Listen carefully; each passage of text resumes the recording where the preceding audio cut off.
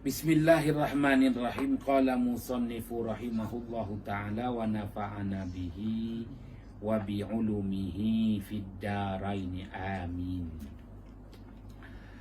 Kitab Kifayatul Muhtaj pada membicarakan Isra' dan Mi'raj karangan Asy-Syaikh Al-Imam Daud Al-Fatani, halaman yang ke-18. Dalam kurungan dan dua baris daripada atas. Dan pada satu riwayat bahawasanya tatkala sampai pada tempat itu, maka hasillah bagi Nabi SAW liar hati, maka mendengar ia Rasulullah SAW akan suara yang Rasulullah dengar itu seperti suara Sayyidina Abu Bakar As-Siddiq. Maka berkata ia, suara itu berkata, "Berhenti ya Muhammad." Terkejut Rasulullah. "Berhenti ya Muhammad." Maka bahawasanya Tuhan lagi sembahyang. Apa makna Tuhan lagi sembahyang? Sembahyang di sini as-salah itu ada tiga makna. As-salah membawa arti penghormatan. Maka apabila seorang hamba menunaikan as-salah, yakni menunaikan sembahyang, penghormatan seorang hamba kepada Tuhannya yang maha agung lagi maha perkasa. Apabila as-salah dari malaikat, maka membawa erti penghormatan malaikat kepada umat manusia. Nilainya malaikat berdoa kepada Allah agar manusia yang diberi penghormatan dari malaikat itu mendapat pengampunan di sisi Allah. Ya, penghormatan Allah kepada Rasulullah SAW, penghormatan Allah kepada hamba-hambanya membawa erti pengampunan yang Allah berikan kepada hamba-hambanya. Nilai as-salah itu. As-salah seorang hamba dengan Tuhannya Allah Subhanahu wa ta'ala. As-salah malaikat kepada umat manusia. As-salah Allah Subhanahu wa ta'ala kepada hambanya, iaitu nilai penghormatan yang Allah berikan kepada hamba-hambanya dengan Allah memberi pengampunan dosa kepada hamba-hambanya.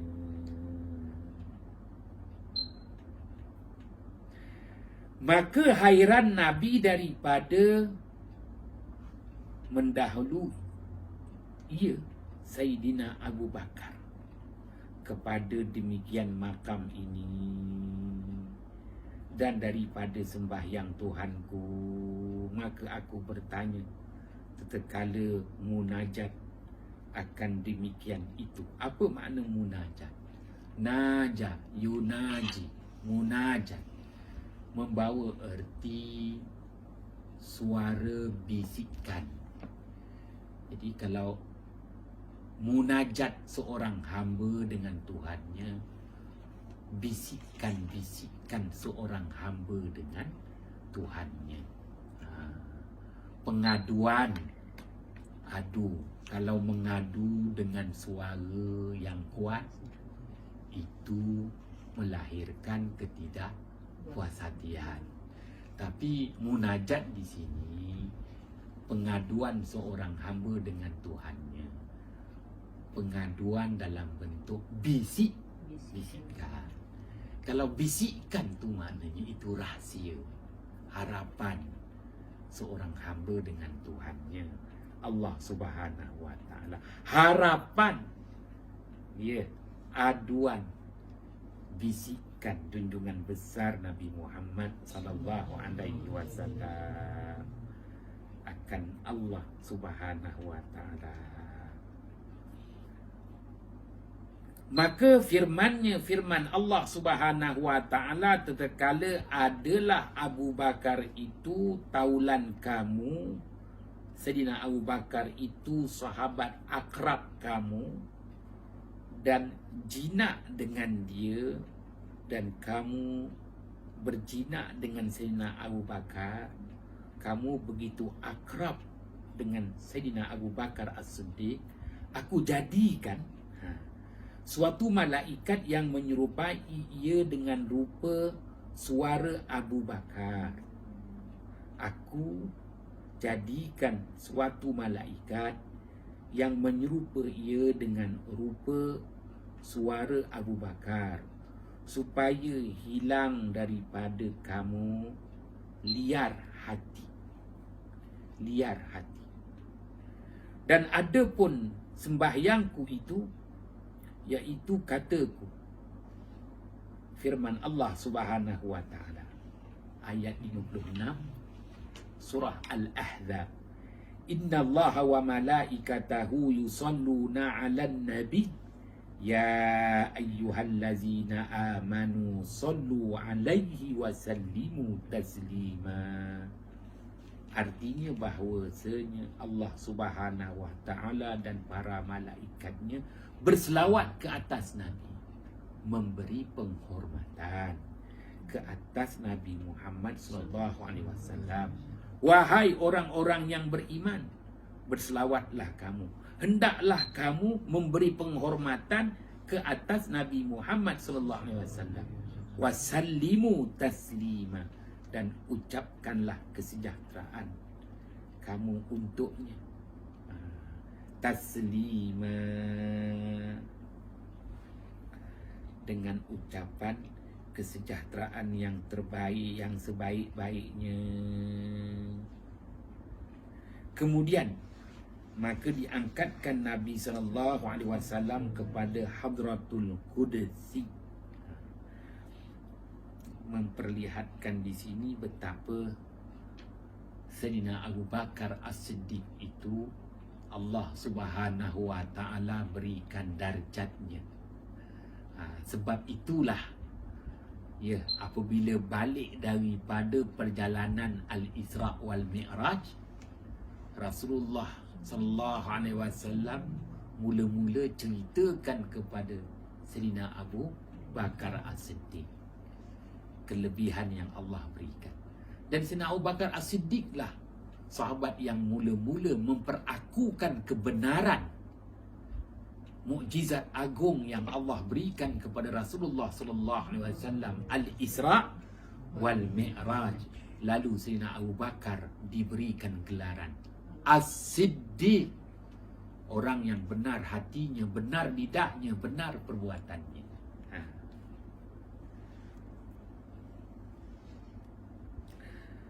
Maka diangkatkan Nabi SAW kepada Hadratul Qudsi. Maka melihat ia akan Tuhannya Subhanahu wa ta'ala dengan barang yang patutnya dengan dia. Apabila Rasulullah SAW melepasi Sidratul Muntaha, Rasulullah SAW diletakkan pada kedudukan namanya Al-Mustawa. Tak siapa pun yang mengetahui bagaimana ketinggian, kenapa telah dihijabkan. Jibril pun tak dapat nak memberi keterangan, dihijabkan. Kita hanya mampu menyebut Al-Mustawa. Dan Al-Mustawa itu kedudukannya disebut dengan Hadratul Qudsi. Maka jangan kita meletakkan bahawa Al-Mustawa yang diletakkan, yang diberikan darjat Hadratul Qudsi itu, kita meletakkan bahawa Hadratul Qudsi itu merupakan tempat. Dia bukan tempat. Kenapa? Kerana Jibril pun tak sampai. Kalau Jibril sampai, itu satu penempatan. Ni Jibril pun tak boleh sampai, maka dia tak boleh diberi nilai tempat, dan dia juga tak boleh diberi nilai masa. maka Hadratul Kursi itu bukan tempat, bukan masa. Oleh itu disebut bahawa Rasulullah sallallahu alaihi wasallam berada di Hadratul Kursi itu bukan tempat. Barang yang patutnya dengan dia, yang selayaknya. Allah jua yang maha mengetahui. Ya. Maka janganlah kita menganggap di sini kalau itu Allah Ta'ala tu bertempat. Tidak, Allah Ta'ala tidak bertempat. Maha suci Allah. Tempat dan masa. Maha suci Allah tertakluk dengan tempat dan masa. Allah Subhanahu wa Ta'ala itu tidak bertempat, tidak bermasa. Habis, kalau dah tak ada tempat, tak ada masa, itu namanya apa? Al-ajzu anil idrak. Lemah untuk kita mengetahui. Kita tak tahu. Allah jua yang maha mengetahui. Maka barang yang patutnya dengan dia, ma yaliqu bihi, yang selayaknya. Ma yaliqu bihi, yang selayaknya. Kita takwilkan begitu, yang selayaknya. Dan dengan tiada berkaifiat. Dengan tiada berkaifiat. Dalam ilmu maqulat, ilmu memperkatakan sesuatu, apabila kita nak memperkatakan sesuatu, sesuatu tu tak lari daripada 10 perkara. Yang pertama yang kita kata, di mana. Yang kedua, bila. Yang ketiga, siapa. Kan who, when, whose. Itu bahasa yang Mak Saleh dah ambil. Orang putih gunakan ilmu maqulat. Ilmu maqulat. Tapi kalau benda tu ada 6 aja, kita tambah lagi 4, 10 maqulat. Maqulat, mata, bila, maza, kenapa. Jadi itu namanya kaifiyah. Qala yaqulu qaulan maqulat. Ilmu memperkatakan sesuatu. Kalau kita nak memperkatakan sesuatu itu, kita akan perkatakan sesuatu itu pertamanya, siapa dia? Siapa dia? Siapa dia? Apa? Di mana? Bila? When? Bila? Bila? Mata. Tadi dia sebut apa? Aina. Di mana? Aina. Aina. Mata. Kemudian kita nilai benda tu besar Apa ke? lagi? Kam. Kam. Bilangan. Cewa. Adik tera adik. Bilangan. Biasa. Lagi apa lagi? Man, maza, aina, Kaifa. mata, kam. Nanti. Kaifa. Kaifa. Kaifa. Bagaimana? Limaza. Hal. Sama dah. Hal. Hal dia. Hal. Bagaimana? Istifham.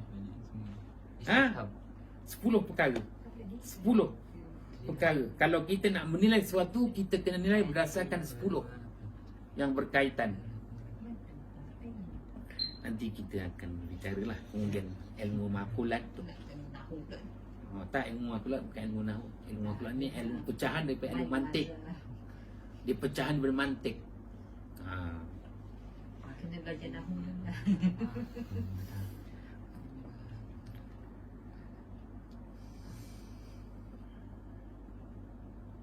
Tu je lah.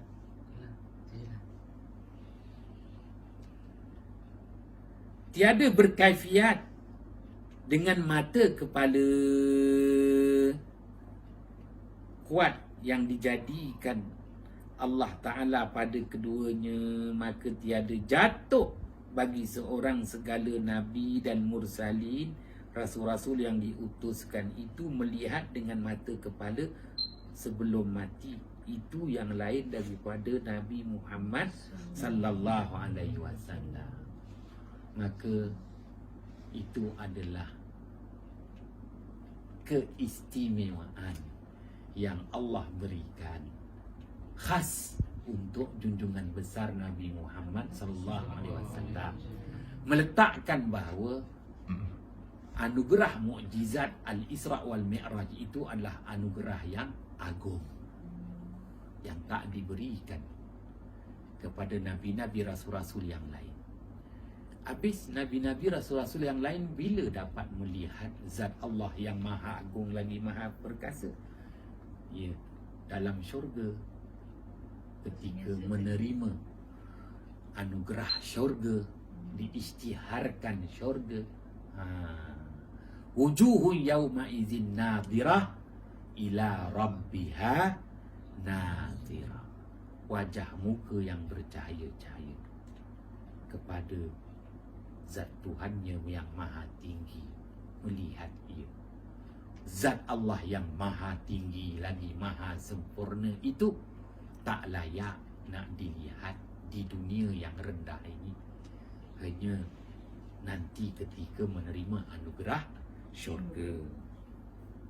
Itu pun bukan semua penghuni syurga yang diberi kelebihan sedemikian rupa. Itu nak jadi khiyarullah, pilihan Allah, Habibullah, kekasih Allah, Khalilullah, kesayangan Allah.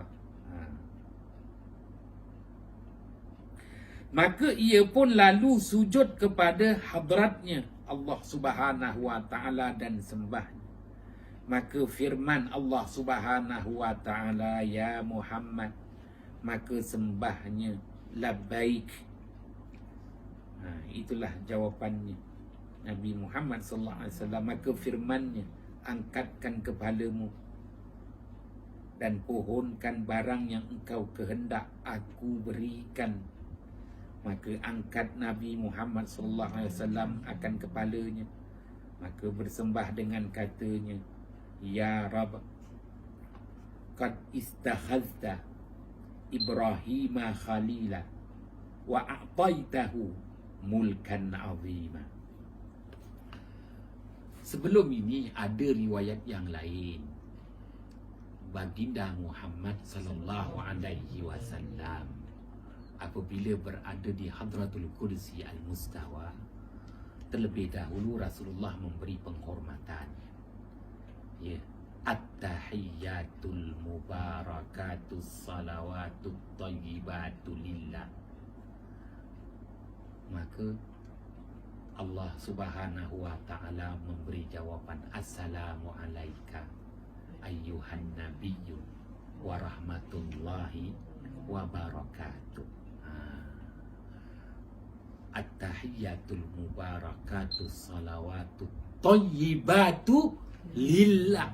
Segala penghormatan, segala keberkatan, segala kebaikan, segala kesempurnaan, semuanya milik engkau wahai Allah. Itu kata-kata penghormatan dari baginda Muhammad sallallahu alaihi wasallam. Itulah yang kita ucapkan ketika duduk tahiyat awal dan tahiyat akhir. Setelah Rasulullah memberi penghormatan, Allah Ta'ala jawab penghormatan yang diberikan oleh Rasulullah SAW. Assalamu alaika, kesejahteraan ke atas dika wahai Muhammad. Ayyuhan nabiyyu, wahai Nabi. Wa rahmatullah, yang mendapat rahmat Allah. Wa barakatuh, dan mendapat keberkatan di sisi Allah. Maka Allah isytiharkan malam itu Rasulullah mendapat dua pingat. Yang pertama pingat rahmatullah, rahmat Allah. Pingat yang kedua wa barakatuh, keberkatan dari Allah. Dan baginda Muhammad sallallahu alaihi wasallam dia tak nak makan seorang. dia nak bukan dia sahaja, umat dia pun diberikan kelebihan penghormatan yang sama. Assalamu alaina wa ala ibadillahis salihin. Kesejahteraan yang sama dipohon ke atas kami. Kami yang macam mana? Ibadillahis salihin, iaitu hamba-hamba Allah yang saleh. Yang tak saleh Rasulullah tak hendak calonkan.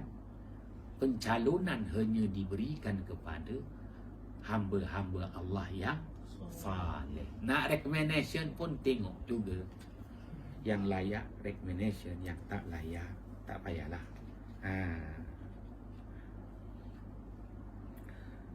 Maka bersembah dengan katanya, ya Rab, qad ittakhadhta Ibrahima khalila wa a'taitahu mulkan azima.